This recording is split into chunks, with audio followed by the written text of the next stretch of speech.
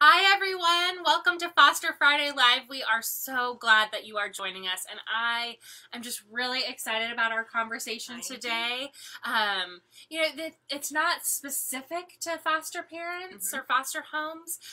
Really, this is for all of our children. It's an important conversation. We're going to be talking about parenting in the digital age. So what does it look like to parent in a world where there are cell phones and internet and social media and a lot of these things that we're seeing in the media, and maybe we don't know how to handle it. And I think, for me as a foster parent, this is really, as a foster parent without biological children that are of age, of having devices, I feel maybe uncomfortable opening my age range to accept children. We had our first child recently that came with a cell phone, and it was kind of this crash course in, well, what's going to be acceptable and what's not going to be acceptable, and what is reasonable privacy and responsibility. So I'm really excited about this conversation today. Would you just introduce yourself to everybody? Hi, I'm Jamaisha Williams. I'm a family specialist with Thornwell Building Families Program.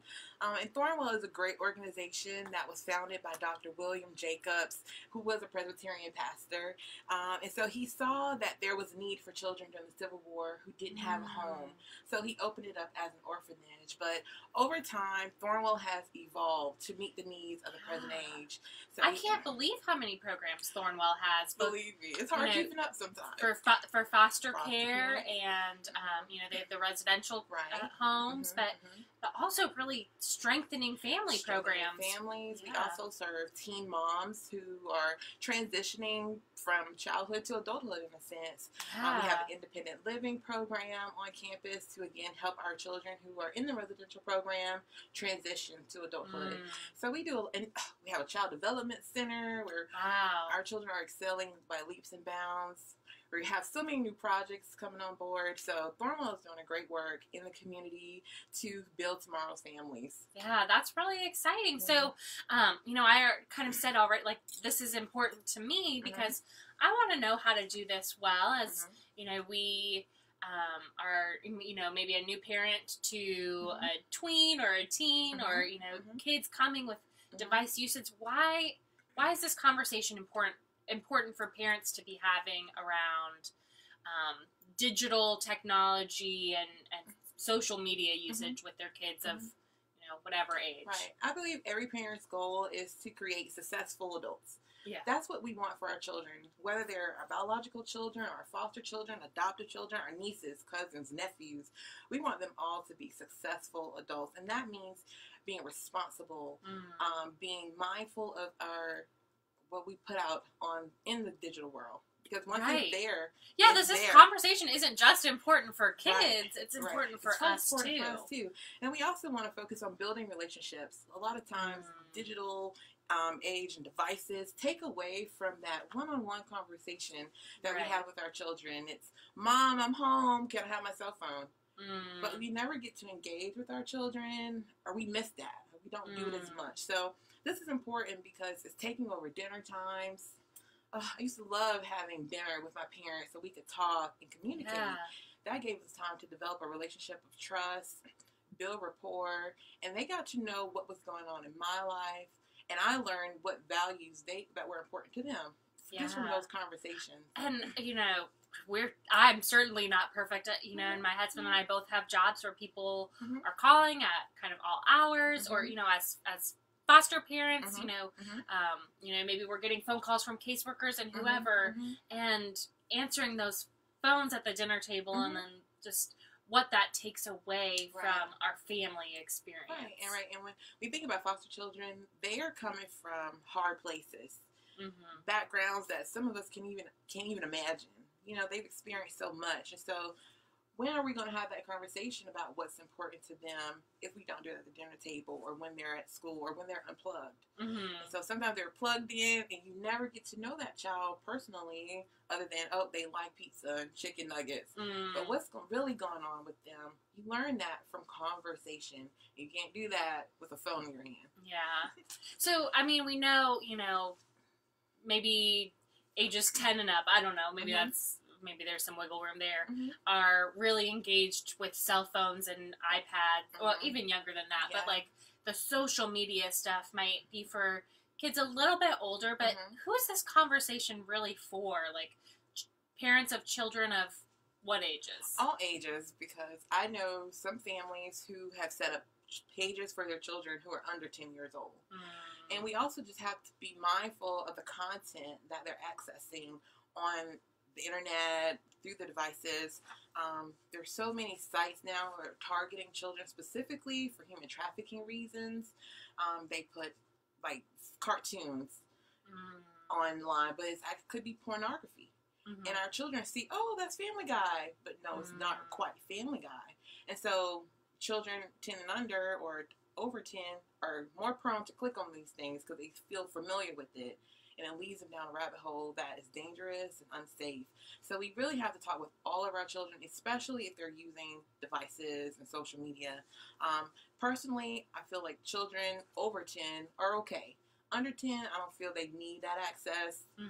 I mean, Facebook for an 8-year-old. Yeah. Unless it's the family's page, mom, dad, everyone's on the same page. I don't feel like it's valuable for them at that age. It's too young, too much exposure. So let's kind of break it down a little bit by age range. So let's say kids 10 and under. Okay. What kind of tips for parents do you have? I mean, you were just telling me, about a 10-month-old who, was addicted to the phone, kind of because the phone was used as a babysitter. Right. So kind of breaking it down by age range, what tips might you have for parents? So for parents who have children 3 and under, I just ask that you limit as much as possible the exposure to devices and online social media access. It's harmful for their eyes. It affects their sleep patterns. So we definitely need to be mindful of that. Children, I would say 3 to 9, limit them by hours. So no more than an hour a day for children, say 4 to 5. Because, again, that's so much stimulation that they're constantly seeing from cartoons and those video games that they're playing. And so then you go 6 to 9, I feel like maybe an hour or 2, depending on their developmental level. Are they mature enough to just play a game and then give it away? And then also practice with each of these age groups, because if I say an hour for your device, then that's all the time you have. And so practice with them of giving the device back. Okay, your time is up, setting a timer, and practicing with them throughout any activity. It could be at the dinner table. We have 20 minutes for dinner, then we have to clean up, setting a timer, so it helps them practice that responsibility of, it's time for me to take a break. And so then, again, children 10 and over, we want to, again, monitor their maturity level, their susceptibility to just feedback from friends. Because a lot of times, teenagers use these platforms to bully others. And we want to make sure our children are safe and not being harmed by so-called friends or classmates. So, and we might know our biological children. We might know, what is hard for them, what, they might be really good at, their strengths.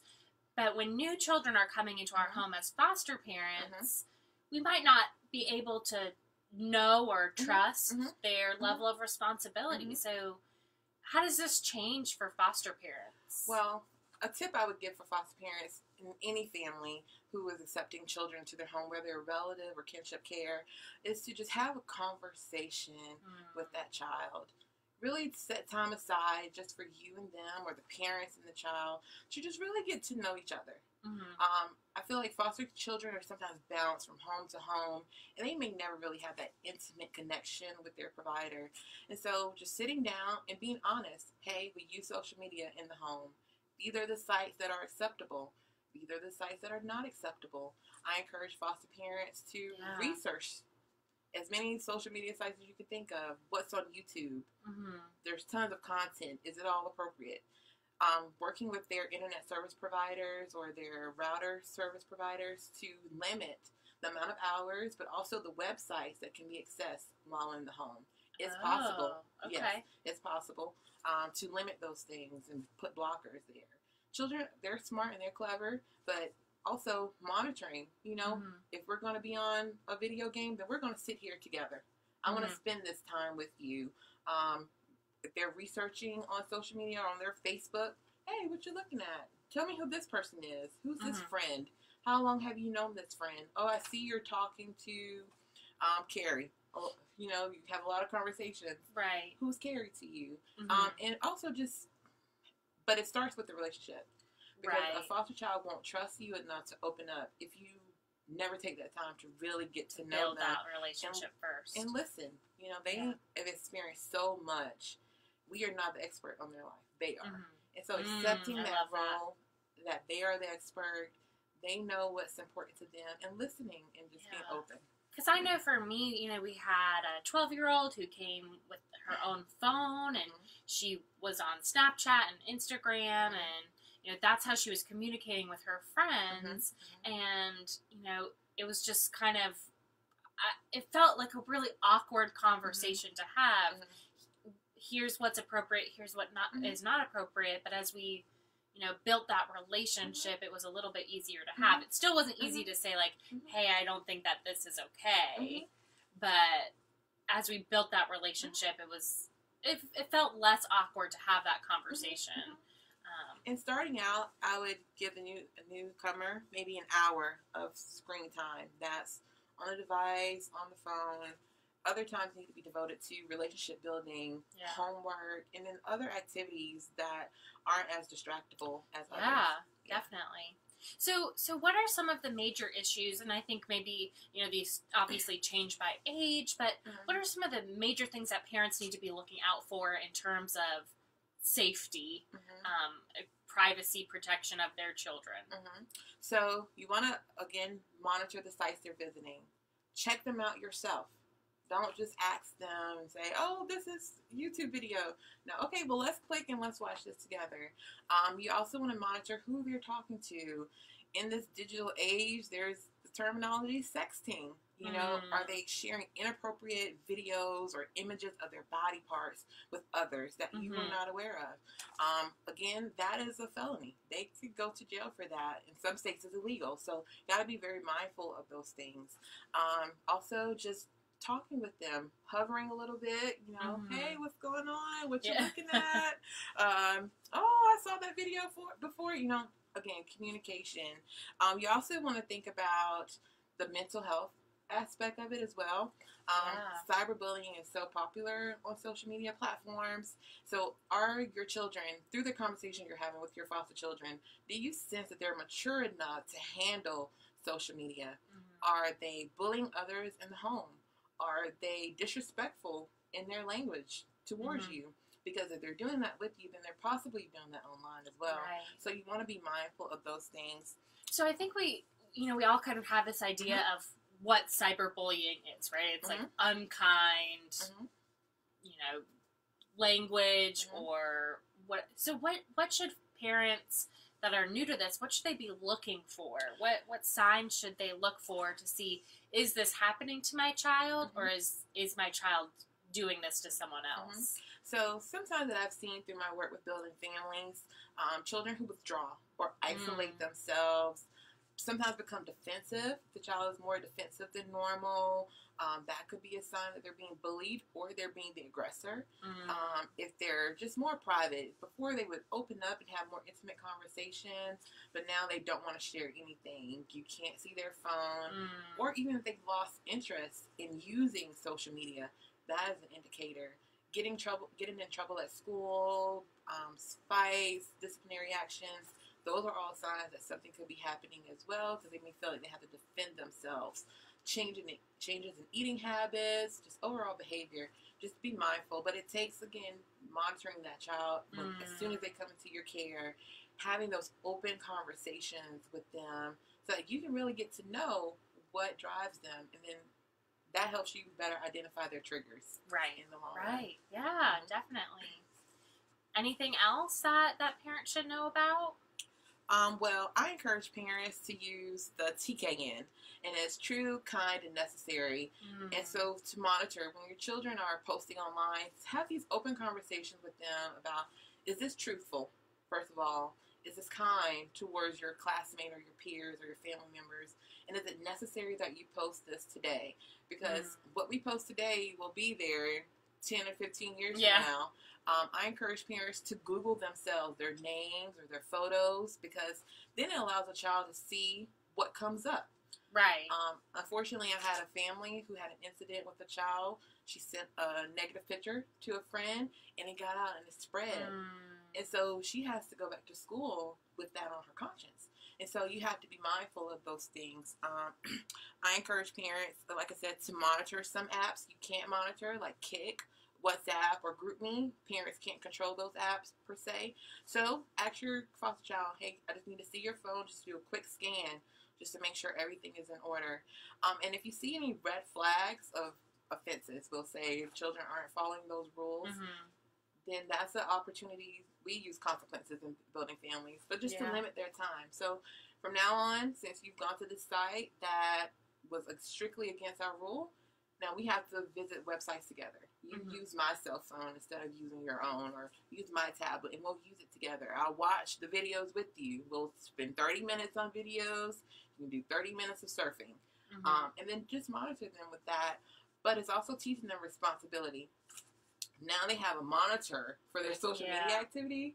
That's not cool. You know, they don't want that. Of course. Right. But you're being intentional and letting them know that you really care. I always encourage parents to model for their children the expected behavior.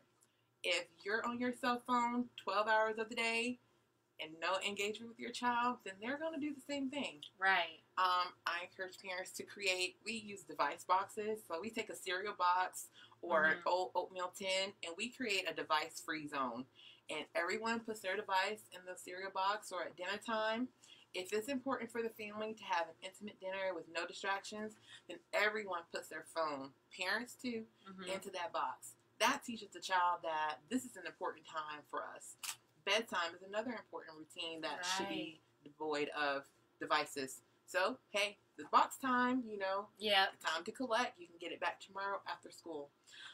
Working with the children to create a contract for social media usage and device usage, where parents who've already researched what sites are appropriate can set those limits, and it'll apply to every child in the household.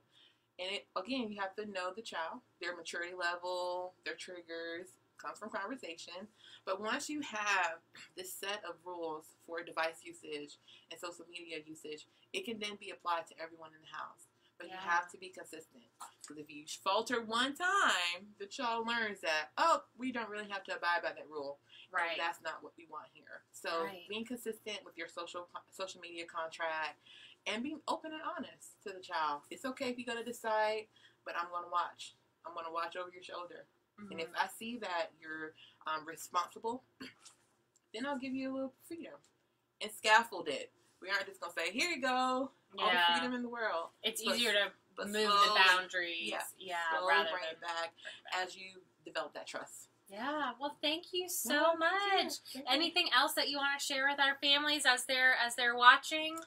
So Building Families has a lot of great opportunities coming up. In Spartanburg, we'll be having a parenting class, which will start April 16th. So if any parents, whether foster parents or biological, would like to come out and just enhance their parenting skills, we'll be having it right here at Second Presbyterian Church, where my office is located. And if you would like for us to present this workshop for your school or your church group or just any organization you're a part of, just go to Thornwell on our Facebook page and say, we want digital age, the digital parenting and digital age, and put your location. And Thornwell is all over the state with the Building Families program. Is that correct? Tell us where your offices are. So Thornwell serves 3 states, in Georgia, Florida, and South Carolina. Here in South Carolina, we have offices in Charleston. We have an office in Columbia, several offices in Columbia. And then here in the upstate, we have one at St. Giles Presbyterian in Greenville. And I'm here in Spartanburg at Second Presbyterian. And you're always welcome to join us on campus in Clinton. All right. Well, thank you so much. And thank you all for joining us. We'll see you next week. Bye.